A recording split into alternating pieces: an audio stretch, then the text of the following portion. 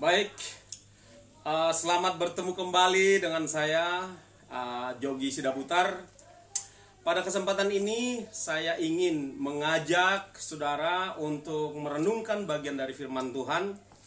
Namun sebelumnya saya ingin sampaikan ya dari dasar hati kami yang terdalam, menyampaikan turut berbelasungkawa, turut merasa berduka cita atas kehilangan daripada sanak saudara kita, mungkin ayah, ibu, anak, dan teman-teman kita yang kehilangan nyawanya gara-gara virus corona ini.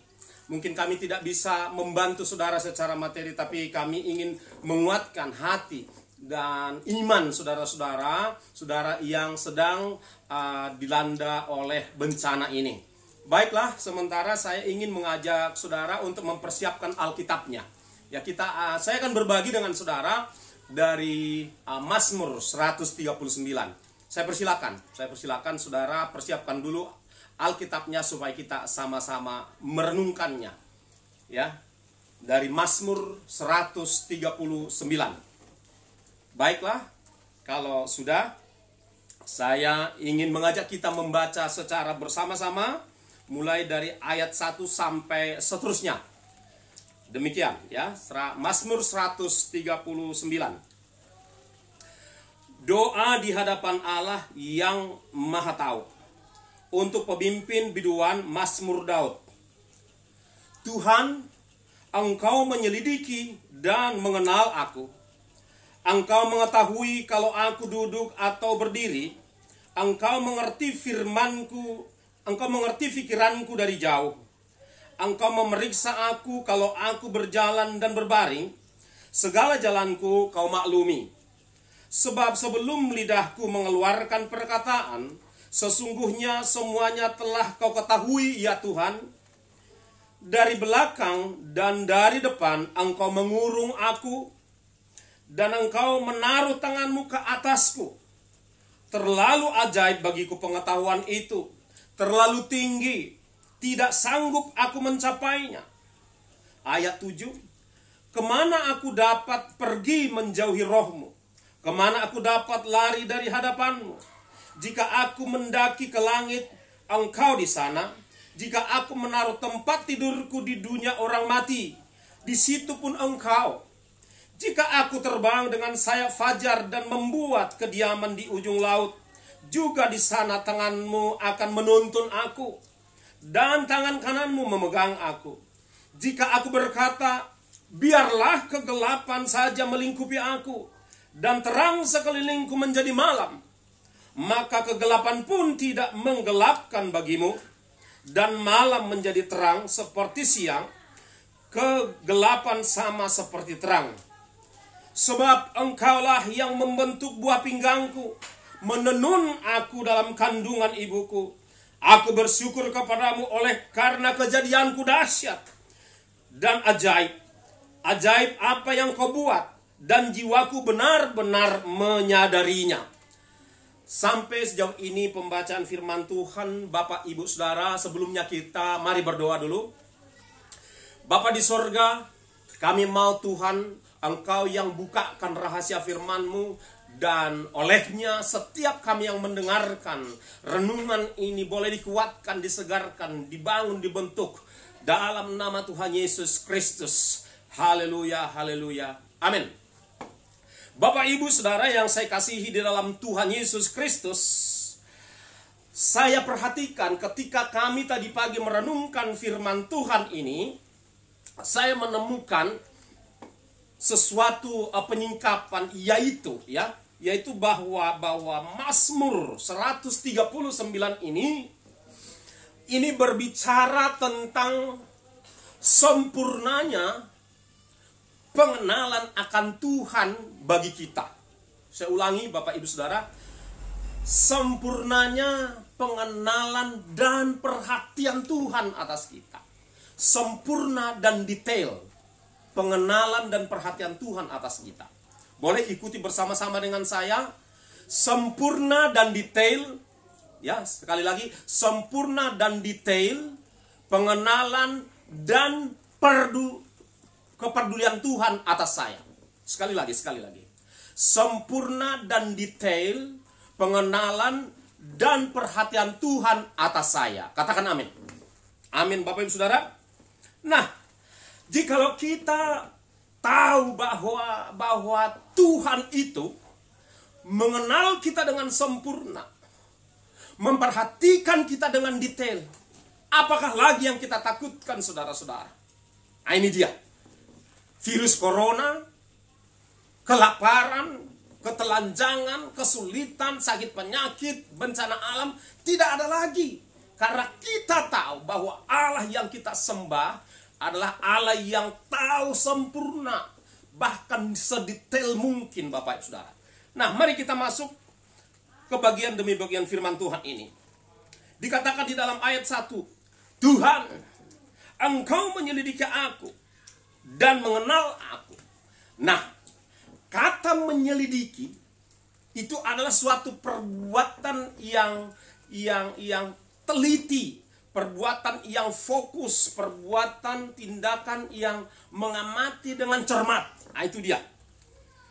Kemudian itulah kata menyelidiki. Jadi Allah itu menyelidiki kita, menyimak kita, mencermati kita secara detail Bapak Ibu Saudara. Lalu dikatakan mengenal aku. Mengenal, pengenalan akan Tuhan. Saya mengutip satu istilah dalam bahasa Yunani bahwa pengenalan akan Tuhan terhadap kita adalah epiginosko. Ginosko pengenalan, epi itu berbicara tentang kedalaman sampai titik kedalaman. Itu dia, epiginosko. Seperti itulah Tuhan mengenal kita. Jadi bukannya kenal hanya sekedar tahu nama, hanya sekedar pernah lihat wajah dan seterusnya. Bukan demikian pengenalan Tuhan akan kita, saudaraku. Tetapi kata mengenal di sini adalah mengenal sampai ke titik yang paling dalam. Titik loh saudara ya, titik. Nah, ayat 2 dikatakan, kita beranjak ke ayat 2 saudaraku, saudara ikuti baca. Engkau mengetahui kalau aku duduk atau berdiri. Nah, Tuhan mengetahui kalau saudara duduk atau berdiri. Nah, sekarang duduk. Coba saudara ingat atau coba kurang lebih berapa jam saudara duduk dalam satu hari. Nah, katakanlah dalam 24 jam saudara duduk katakanlah 8 sampai 10 jam atau mungkin juga lebih. Nah, selama saudara duduk itu saudaraku, haleluya, Tuhan tahu. Tahu dia. He knows, saudara-saudara. Dia tahu. Nah, seperti itulah. Jadi kalau saudara pun sekarang duduk di tempat dudukmu atau dimanapun kau duduk, dia tahu. Dia tahu saudara-saudara. Lalu yang berikutnya, atau berdiri. Nah, saudara berapa jam kira-kira dalam sehari berdiri? Berdiri termasuklah katakan jalan begitu ya, melangkahkan kaki. Saya nggak tahu itu berapa jam. Ya, saudara bisa hitung sendiri kurang lebih berapa jam saudara kalau dikumpulkan semua. Nah, di situ pun Tuhan tahu, saudara-saudara. Nah, itu dia, Tuhan tahu. Lalu dikatakan masih di ayat 2, penggalan yang ketiga, engkau mengerti pikiranku dari jauh. Nah, Tuhan mengerti pikiran saudara dan saya dari jauh, bukan dari dekat. Kalau kita manusia, atau katakan kalau kita seorang ayah atau seorang orang tua, kita melihat anak kita, katakanlah pulang dari sekolah membawa rangselnya pada siang hari jam 1 atau jam 2, saudara-saudara, dan kita melihat dia paling dekat bisa kita lihat dia 50 meter, katakanlah 30 meter. Atau bahkan kurang dari 30 meter, saudara-saudara. Baru kita bisa mengamati wajahnya, apakah dia lagi murung, lagi kecapean, lagi haus, dan seterusnya, dan seterusnya. Itu kita, ya, itu kita. Itu jauhnya paling seperti itu, saudara-saudara. Tetapi Tuhan, sebelum, ya, Tuhan itu bisa melihat, saudara, dari jarak yang paling jauh sekali. Katakanlah 1 kilometer, 2 kilometer, dan seterusnya. Dia tahu pikiran saudara, apa yang saudara pikirkan. Bahkan sebelum saudara datang berdoa kepada Tuhan, dia tahu apa yang ada di dalam pikiran saudara. kegelisahankah, keresahankah, ketakutankah, kekhawatirankah, tawar hatikah, kebingungankah. Itu dia tahu saudara, secara detail. Dia tahu itu. Nah, dari jauh. Lalu kemudian di ayat yang ketiga, engkau memeriksa aku kalau aku berjalan dan berbaring.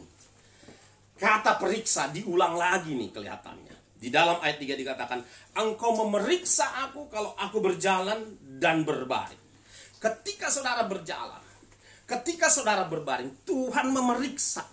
Namanya memeriksa saudara tidak hanya sekilas, tetapi secara cermat dan secara teliti dia periksa saudara. Dia periksa berapa jumlah rambut saudara, dia periksa tensi saudara, dia periksa apalagi kolesterol saudara, dia periksa diabetes saudara, dia periksa saudara. Lebih teliti daripada alat kedokteran ketika alat kedokteran ditaruhkan di dada saudara untuk mengetahui denyut jantung saudara. Tuhan lebih lagi daripada itu saudara-saudara.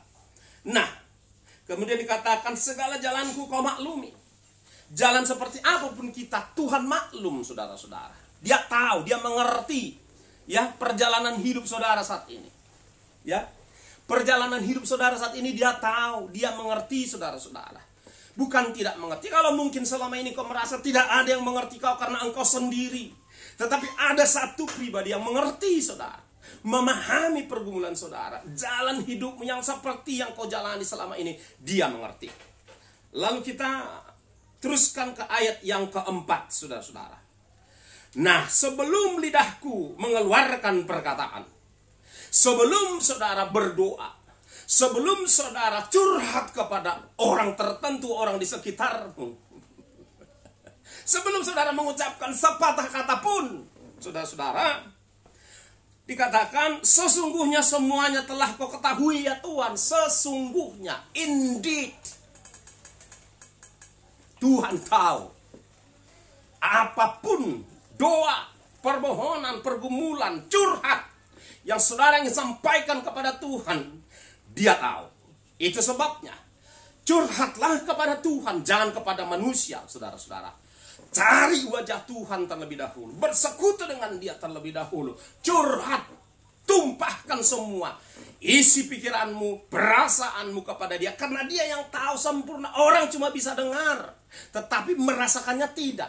Tetapi Tuhan Yesus, karena dia pernah menjadi manusia, saudara-saudara, dia tahu, dia pernah lapar, dia pernah dibully, dia pernah disakiti, dia pernah haus, dia pernah puasa 40 hari, 40 malam, saudara-saudara. Jadi dia ngerti, dia bisa, dan semua pencobaan dia telah lalui, saudara-saudara. Pencobaan, tantangan, kesulitan yang saudara belum pernah lalui, dia sudah, saudara-saudara. Bahkan dalam pergumulannya, ketika dia harus mengorbankan dirinya, untuk ada nyawa, ada darah, untuk menghapus, menebus dosa kita, saudara-saudara. Pada saat itu dalam keadaannya sebagai manusia, dia sampai stres berat melampaui stres yang saudara belum pernah alami. Dia stres sampai mengeluarkan titik-titik darah di Taman Getsemane. Itulah dia, itulah Tuhan Yesus. Bahkan sampai hampir-hampir dia menyerah dan berkata kepada Bapa di sorga, ya Bapa, tidak ada yang mustahil bagimu. Lalukanlah cawan ini daripadaku. Kata Tuhan Yesus loh. Artinya ketakutan yang sudah berada di puncak, Yesus pernah alami. Saya tidak tahu Bapak Ibu Saudara, mungkin ketakutanmu saat ini belum sampai kepada puncaknya menurut takaran Tuhan. Tetapi dia, nah oleh sebab itu Tuhan Yesus dapat dipercaya untuk merasakan perasaan saudara. Dapat dia dipercaya saudara-saudara. Saat ini saya tidak akan perpanjang meneruskan ke ayat yang berikutnya Bapak Ibu Saudara. Karena ayat berikutnya saudara bisa baca hingga selesai dari pasal 139 ini, di mana saudara di sana akan menemukan betapa sempurna dan detailnya perhatian dan pengenalan Tuhan akan saudara dan saya. Katakan amin. Nah, saudaraku yang dikasihi oleh Tuhan Yesus Kristus, di tengah situasi, di tengah kedukaan yang mungkin saudara alami saat ini akibat daripada COVID-19 atau karena sebab-sebab yang lain membuat saudara putus asa, membuat saudara hampir kehilangan iman, membuat saudara hampir sesat pikiran dan jalannya, saudara-saudara. Sekarang kembali sajalah kepada Tuhan Yesus Kristus. Siapapun saudara yang mendengarkan renungan ini, siapapun saudara, tanpa membedakan apapun agamamu, latar belakangmu, sukumu, Tuhan tidak mempersoalkan. Sebab ada tertulis, karena begitu besar kasih Allah akan dunia ini, akan semua orang di dunia ini, sehingga dia mengirimkan putra tunggalnya, Yesus Kristus yang menjelma menjadi manusia, supaya barang siapapun yang percaya kepada Tuhan Yesus tidak binasa, melainkan beroleh hidup yang kekal. Selain hidup yang kekal, saudaraku, juga selama kita di bumi ini dipeliharanya. Yang mau katakan amin, yang mengerti katakan amin, saudara-saudara. Dan juga supaya saudara tidak ragu, saudara-saudara, untuk menerima dan mengikut Yesus dalam hidupmu. Dialah satu-satunya yang pernah berkata, saudaraku, semua nabi, semua manusia, semua pemimpin agama, hanya Yesus yang pernah berkata demikian. Akulah jalan dan kebenaran dan hidup. Tidak ada yang sampai kepada Bapa di sorga kalau tidak melalui aku. Hanya Yesus loh Bapak Ibu Saudara.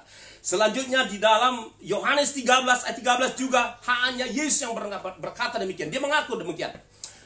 Benar apa katamu, akulah guru dan akulah Tuhan. Jadi Yesus itu adalah Tuhan. Yesuslah yang menciptakan alam semesta ini, saudaraku yang dikasihi Tuhan. Kemudian mungkin saudara berpikir bahwa Yesus itu hanya Tuhannya orang Kristen. Tidak, saudara-saudara. Mungkin saudara berpikir bahwa Yesus itu hanya Tuhannya orang Nasrani. Tidak, Bapak Ibu Saudara. Di dalam Alkitab tertulis dalam 1 Yohanes 2 ayat 2. 1 Yohanes 2 ayat 2 berkata bahwa dialah penebusan bagi dosa seluruh dunia. Berarti semua penganut agama apapun saudara, atau bahkan saudara yang gak percaya Tuhan pun, sesungguhnya dosamu sudah dihapuskan oleh Yesus di kayu salib. Sekarang bagaimana? Tinggal saudara datang kepada Tuhan, ya, datang kepada Tuhan dan terima Dia, maka kuasa penebusannya akan berlaku untuk saudara. Haleluya. Saudara, saya akhiri dengan satu ilustrasi. Suatu ketika seseorang pergi ke tukang pangkas. Lalu tukang pangkas itu setelah usai serta-merta berkata, aku tidak percaya Tuhan. Sementara yang dipangkas ini dia baru saja baca Alkitabnya.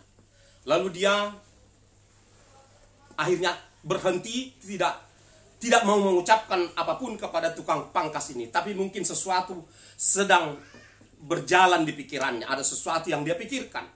Nah, ketika dia keluar dari pintu tukang pangkas itu, dia merenung sejenak dan menoleh ke sekitarnya. Lalu melihat seorang pemuda gondrong. Nah, di situ dia dapat ide, saudara-saudara.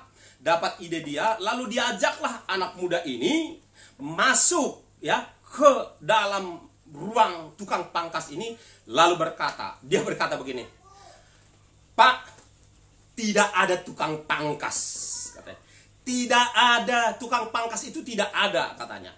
Lalu sontak si tukang pangkas berkata, ada, saya, katanya, tidak ada. Kalau ada, anak muda ini tidak akan panjang rambutnya. Lalu si tukang pangkas membalas, saudara. Lalu dia berkata begini, lah, orang dia nggak datang ke saya, ya rambutnya yang nggak terpangkas. Lalu serta-merta orang ini tadi yang berpangkas ini, yang memotong rambutnya ini, berkata kepada tukang pangkas, nah demikianlah Tuhan. Karena engkau tidak datang kepada Dia, maka engkau tidak bisa merasakan pertolongannya, kuasanya dan kasihnya. Lalu orang yang dipangkas ini pun pergi setelah si tukang pangkas berpikir dan mengiyakan kebenaran yang disampaikan oleh orang tersebut.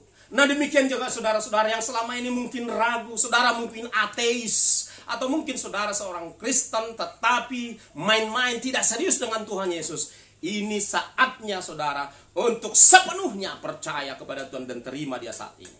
Saat ini kita akan berdoa, saudaraku. Mari kita berdoa.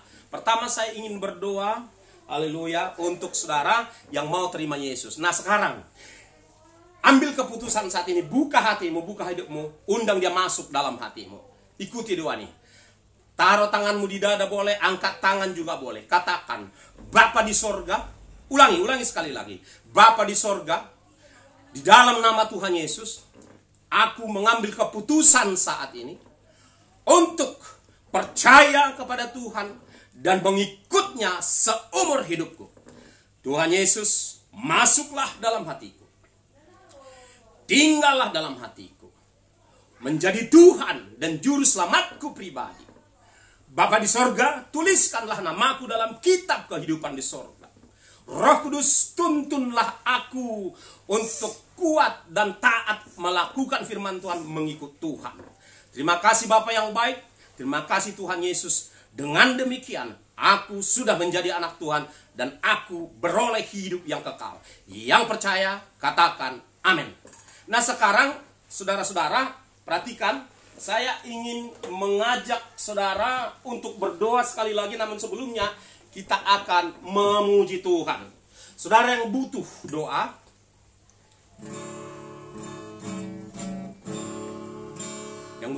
haleluya, katakan ku yakin.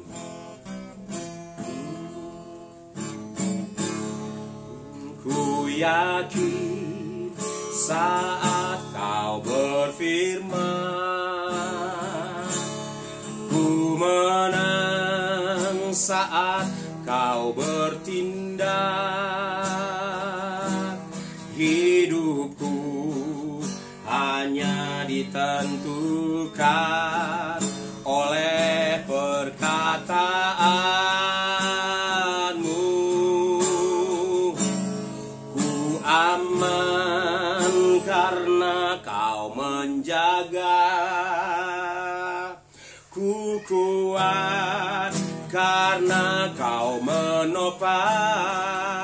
Katakan, hidupku hanya ditentukan oleh kuasa-Mu.